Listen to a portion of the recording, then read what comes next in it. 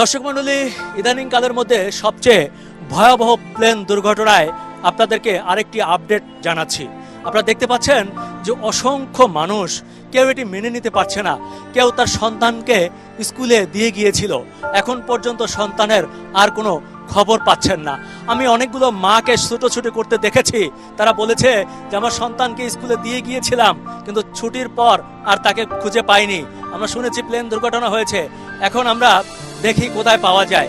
এবং কোনো কোনো মাকে দেখলাম যে এখানে এসে না পেয়ে বিভিন্ন হাসপাতালে দৌড়াদৌড়ি করছে।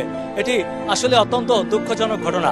দর্শক মণ্ডলী, আপনারা দেখতে পাচ্ছেন যেটি মাইলস্টোন স্কুল। আমাদের সামনে যদি একটু খেয়াল করে যে উপরে যে ভবনটা দেখা যাচ্ছে, এটি মাইলস্টোন স্কুলেরই একটি অংশ। এর ভেতরটায় তখন ক্লাস চলছিল।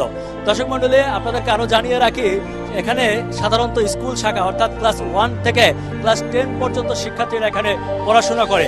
আরো দুঃখজনক ঘটনা হচ্ছে যে ক্লাস 1 থেকে 5 পর্যন্ত যেই ভবনে ক্লাস হয় সেই ভবনেই এই BGI F-7 যুদ্ধ বিমানটি সজোরে দুপুর 1:06 আঘাত করে এবং মুহূর্তে দুমড়ে মুচড়ে যায়, সেখানে আগুন ধরে যায়।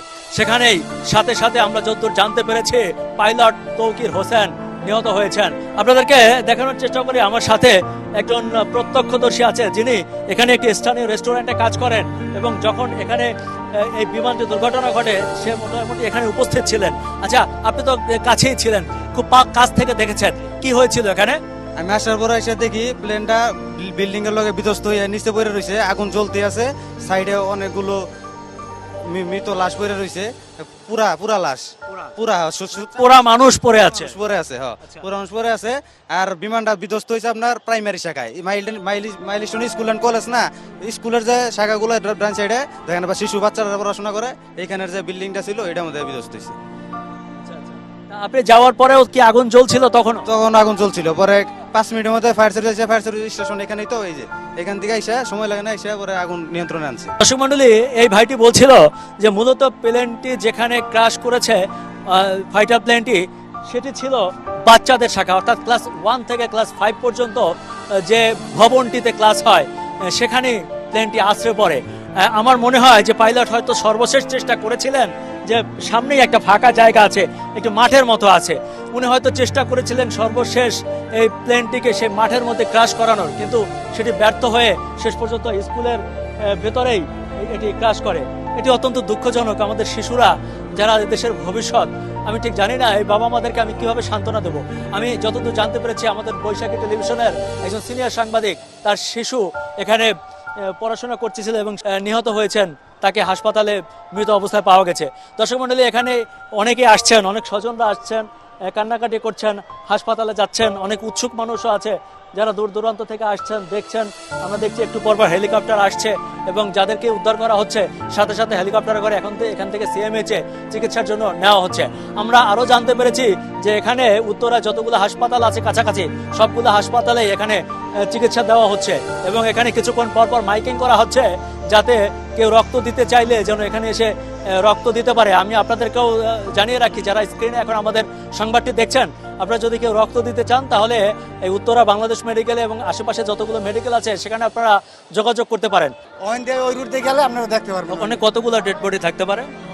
আমি বর্তমানে বেশি দেখতে পারি না, জাংলা সেনাবাহিনীর লোক ভাঙছি, মনে করেন আমি 10-12টা লাশ দেখছি।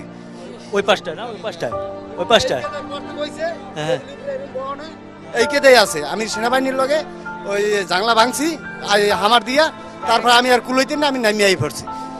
এই না না ক্লাস করার অবস্থায়, হ্যাঁ এই বিমানটা পড়ছে হয়েছে রে, কিন্তু আগুন ধরছে ক্লাসটার ভিতরে, এরা লড়তেও পারে নাই।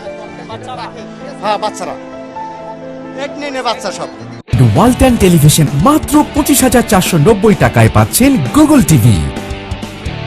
আমি মাইলস্টোন কলেজের শিক্ষক, আমি অন্য ব্রাঞ্চের অন্য ক্যাম্পাসের। শুনতে পেলাম যে এখানে মানে বিমান বিধ্বস্ত হয়েছে। এই বিমান আসলে মানে যে সময় পড়েছে ওই সময় আমাদের ছুটির টাইম, এই সময় ওই বিল্ডিংয়ে অনেক স্টুডেন্ট ছিল এবং শিক্ষকরা ছিল। মানে জাস্ট 1:06 সম্ভবত বিমানটা বিধ্বস্ত হয়, আর ওই 1টা বাজে আমাদের ছুটির টাইম। এই শোনার পরে আমরা তো আর আসলে অন্য ক্যাম্পাসের থেকে দৌড়ে আস্তে আস্তে অবস্থা তো এই অবস্থা। এখন আমার ভাগ্নে এখানে এই ক্যাম্পাসে জব করে, সেও টিচার। এখন তার খোঁজ পাচ্ছি না, তার মোবাইলে কন্ট্যাক্ট করতে পারছি না, কি অবস্থা আমি জানি না। স্টুডেন্টদের কি অবস্থা, আপনারা একজন টিচার হিসাবে কতটুকু খবর পেয়েছেন?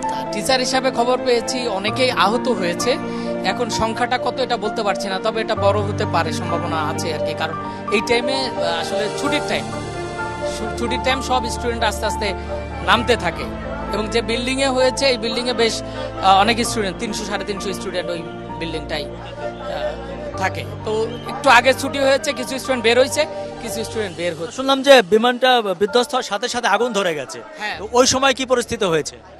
আমি তো জানি না কি পরিস্থিতি হয়েছে, তবে আমি এদের ভিতরে আমাদের যারা কলিগ আছে তাদের কাছে জিজ্ঞেস করলাম যে তারা কথা বলতে পারছিল না, তারা খুব আতঙ্কগ্রস্ত ছিল, বললো যে মামা ভয়াবহ অবস্থা, এর ভিতরের আগুন ধরে গেছে, আগুন নিবাচ্ছে, এরকম অবস্থা। জানি সেটা হচ্ছে যে সেকশন ক্লাসরত অবস্থায় জুনিয়রদের বিল্ডিং এ এই বিমানটা পড়ছে।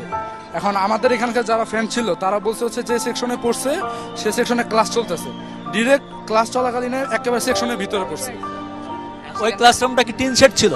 তা আমরা জানি না।